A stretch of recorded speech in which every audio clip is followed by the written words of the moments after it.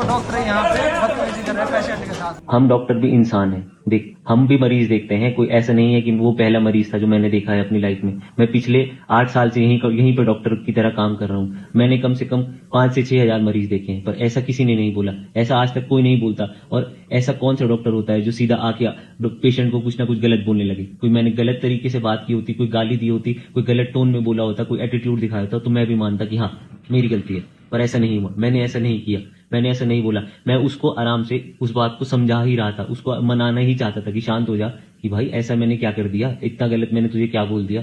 इतनी बात बढ़ते बढ़ते जब वह मेरे घर वालों को बीच में ले आया, उसके बाद मैंने कहा कि भाई देख ऐसा है कि पर्सनल मत हो, नॉर्मल बात कर ले, हम एक दूसरे से बात करके बात सुलझा सकते हैं, इतनी कोई बड़ी बात तो हुई नहीं। इस बेहमा गहमी में उसने मुझे धक्का दिया। उसके बाद उसने बेड से लगे आईवी स्टैंड को उठाकर मुझे मारने की कोशिश की। इसके अलावा लात घूंसे चलाए। अब आप मुझसे क्या चाहते हैं कि सिर्फ डॉक्टर ही संयम दिखाए? क्या पेशेंट कभी कोई गलती कर ही नहीं सकता? आगे से हमें यह बोला जा रहा है कि पेशेंट अगर मेंटली अनफिट हो तो आप उस पर हाथ नहीं उठा सकते, आप उसे गलत नहीं बोल सकते। अच्छा, अगर मेरा खून निकलता, मेरे को चोटें लगती, वो सब सही था।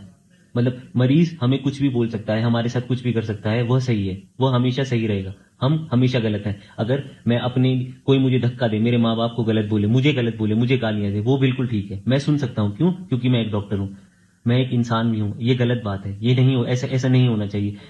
ऐसे कोई हमने 6 हजार मरीज नहीं देखे हैं क्या? 6 से 7 हजार मरीज नहीं देखे हैं आज तक? तो ऐसा हुआ नहीं। ऐसा तो किसी ने मुझे आज तक बोला नहीं कि आगे से मेरे को गलत बोलने लगा, मुझे मारने लगा। ऐसा तो मैंने कभी नहीं देखा, ना अपने साथ देखा, ना अपने अस्पताल में किसी और वार्ड में देखा।